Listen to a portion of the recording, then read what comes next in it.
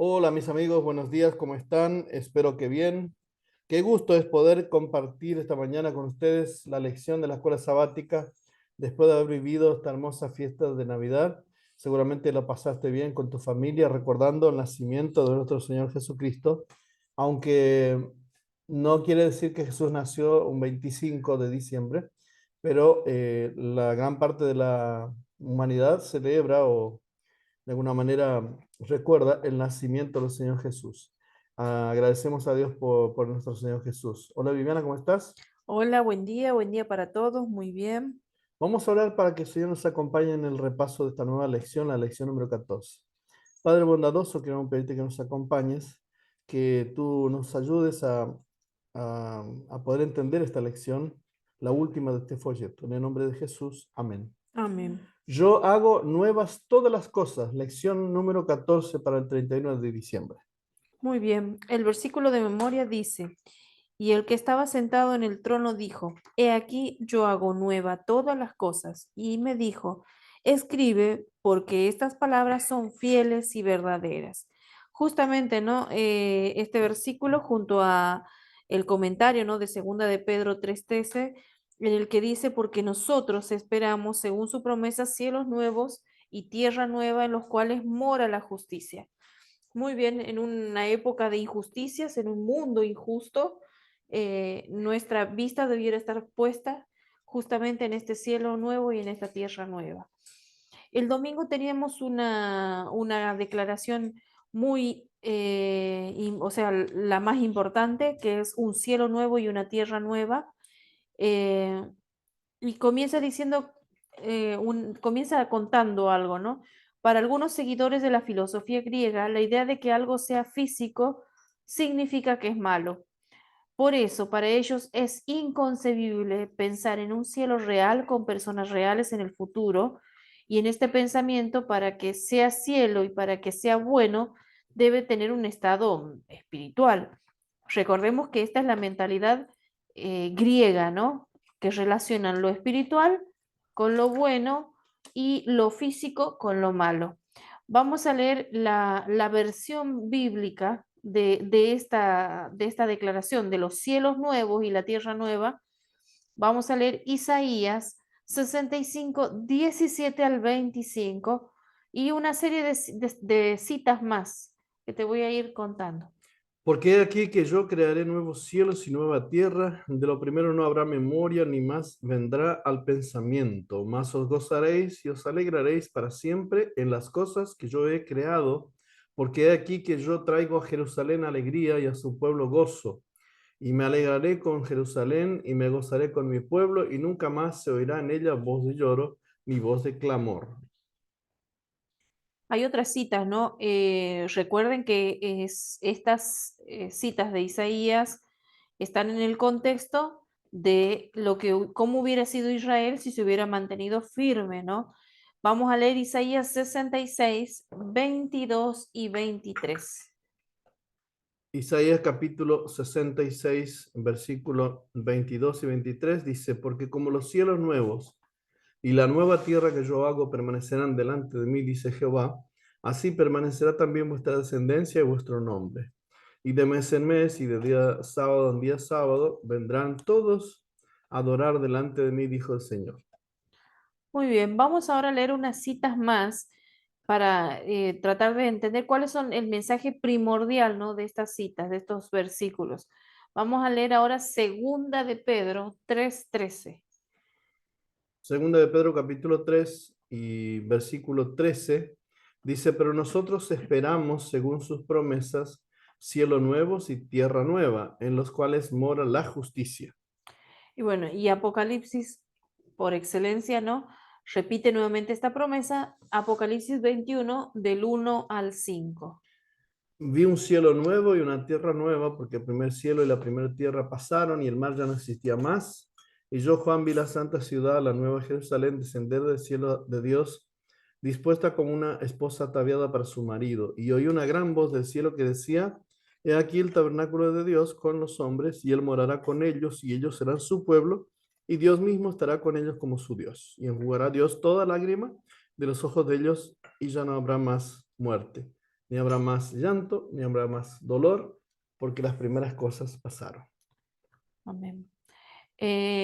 Para terminar este día, el día domingo, leemos una cita del conflicto de los siglos que dice así. En la Biblia se llama a la herencia de los bienaventurados una patria. Allí el pastor divino conduce a su rebaño a los manantiales de aguas vivas.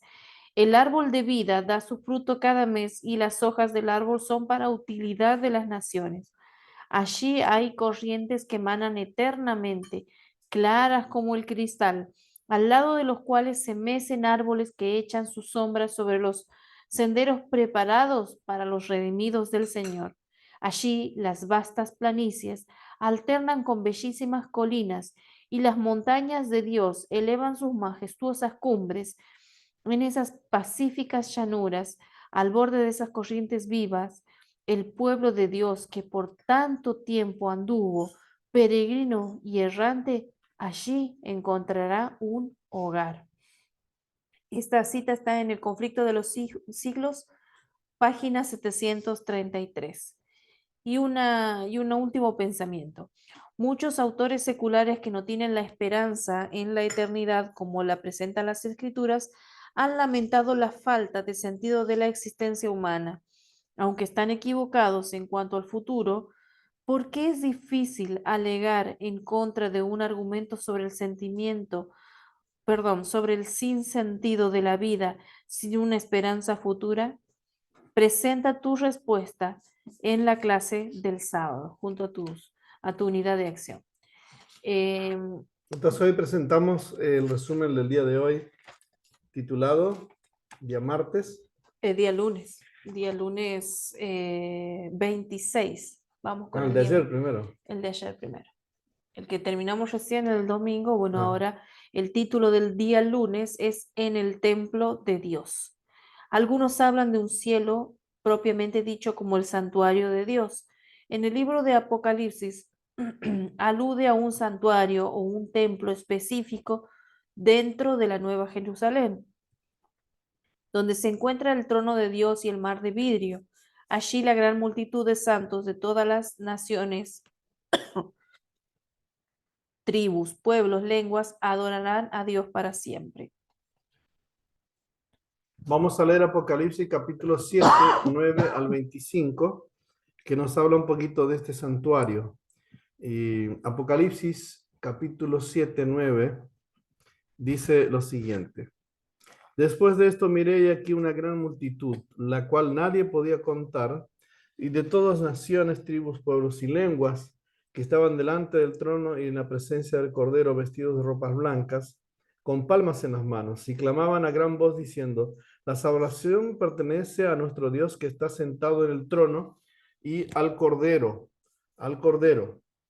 Y todos los ángeles estaban en pie alrededor del trono, y de los ancianos y de los cuatro seres vivientes se postraron sobre sus rostros delante del trono y adoraron a Dios, diciendo, amén, la bendición y la gloria, la sabiduría, la acción de gracia y la honra y el poder y la fortaleza sean para nuestro Dios por los siglos de los siglos. La pregunta es, ¿cómo podemos armonizar la descripción de la gran multitud de los redimidos que sirven a Dios día y noche en el templo con la afirmación de que Juan no vio ningún templo en la Nueva Jerusalén? Vamos a leer ahora Apocalipsis 21, 22, capítulo 21, versículo 22, donde habla acerca de esto, de lo que Juan vio, ¿no? No vio. Dice, no vi en ella templo, porque el Señor Dios Todopoderoso es el templo de ella y el Cordero. Hay otra afirmación donde habla en Apocalipsis 7:15. Ujú. Dice así, por esta razón delante del trono de Dios y le servían día y noche y en su templo. Y el que está sentado sobre el trono extenderá su tabernáculo sobre ellos. Habrá templo. Bueno, el santuario, el comentario dice lo siguiente. El santuario, templo celestial, siempre ha sido un lugar donde las huestes celestiales adoran a Dios. Pero con la aparición del pecado, este santuario se convirtió en el lugar desde donde se ofrece la salvación a la humanidad. Cuando termine el problema del pecado, el santuario celestial retornará nuevamente a su función original. En Apocalipsis 21, 22, Juan, el revelador, informa que ya no vio un templo en la ciudad, porque el Señor Dios Todopoderoso y el Cordero son su templo. Pero ¿significa esto que ya no hay una casa de Dios donde sus criaturas puedan ir a tener comunión especial? De ninguna manera. En el libro de Apocalipsis presta especial atención al ser que recibe adoración y a quienes lo adoran. Esta adoración celestial se centra en Dios y en el Cordero, como siempre y como debe ser, Cristo, el centro de la adoración. Los adoradores son quienes han salido de la gran tribulación y han lavado sus ropas y las han emblanquecido en la sangre del Cordero.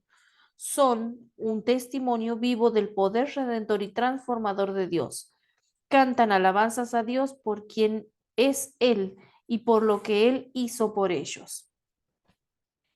Apocalipsis 21:3 dice, He aquí el tabernáculo de Dios con los hombres, y Él morará con ellos, y ellos serán su pueblo, y Dios mismo estará con ellos como su Dios.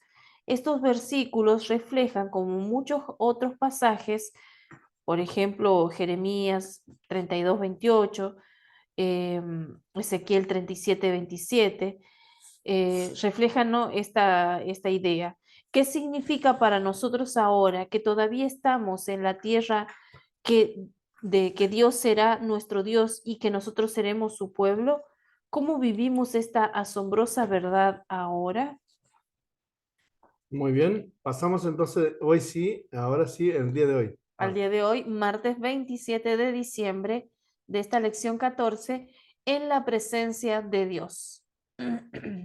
Vamos a leer una serie de versículos, Mateo 5:8 y Primera de Juan 3:2. La Biblia dice que Dios habita en luz inaccesible y que Dios nadie lo vio jamás. ¿Significa esto que los santos nunca verán a Dios el Padre en el cielo? En absoluto. Es evidente que el hecho de que no ver a Dios se refiere a los seres humanos después de la caída, porque hay varios indicios en las escrituras de que los santos realmente lo verán a Dios en el cielo. Escuchamos Mateo 5:8, ¿qué dice? Bienaventurados los de limpio corazón, porque ellos verán a Dios. Primera de Juan 3:2 y 3. Amados, ahora somos hijos de Dios y aún no se ha manifestado lo que hemos de ser. Pero sabemos que cuando Él se manifieste seremos semejantes a Él, porque le veremos tal cual Él es. Y todo aquel que tiene esta esperanza en Él se purifica a sí mismo, así como Él es puro. Apocalipsis 22:3 y 4. Dice, y no habrá más maldición.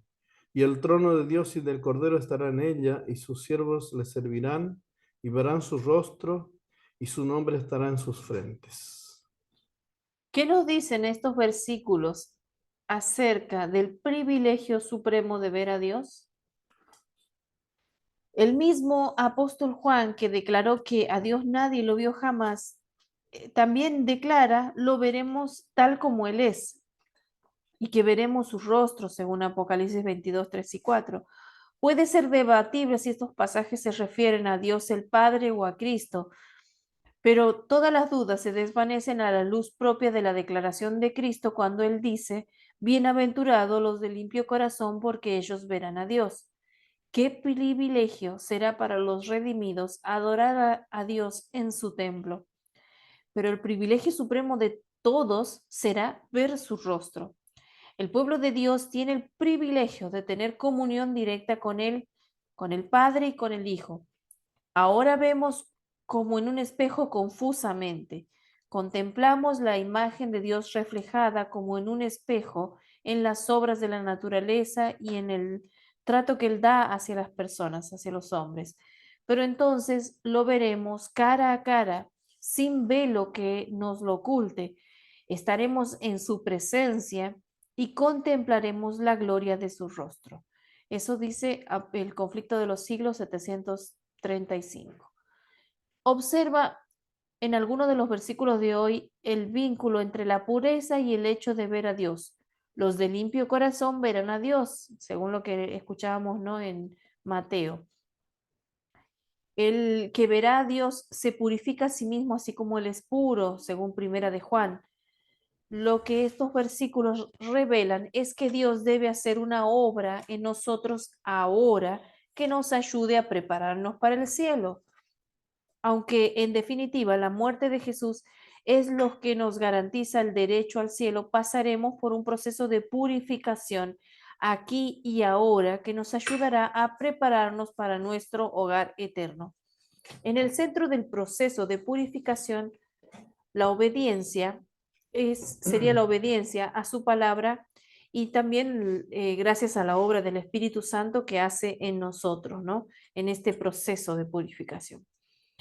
Hay unos versículos en Primera de Pedro que te animo a que los busques y medites en este versículo, que nos revela este texto del vínculo que existe entre la obediencia y la purificación.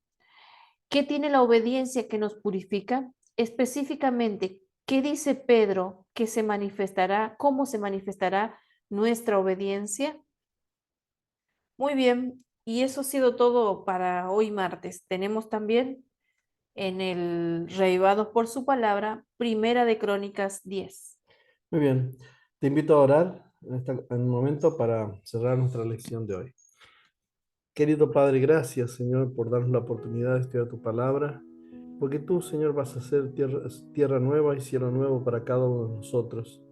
Pero también gracias porque tú estás haciendo una obra de transformación de nuestra naturaleza caminosa, nuestra vida impura, Señor, a una vida pura para que podamos habitar en la presencia tuya. La Biblia dice que ninguna cosa impura heredará el reino de los cielos. Seguramente si llegamos a estar allí será porque tú nos limpiaste con tu sangre preciosa que nosotros hemos permitido. Bendice a nuestros amigos que están estudiando tu palabra, están conociendo más el Evangelio y que sigan tomando decisiones para vida eterna. Oramos y saludamos y bendecimos a cada uno de nuestros oyentes. En el nombre de Jesús. Amén. Amén. Queridos amigos, será hasta mañana, Dios mediante, Dios te bendiga mucho. No dejes de compartir estos mensajes por las redes sociales. Chao, chao. Chau, chau. Bendiciones.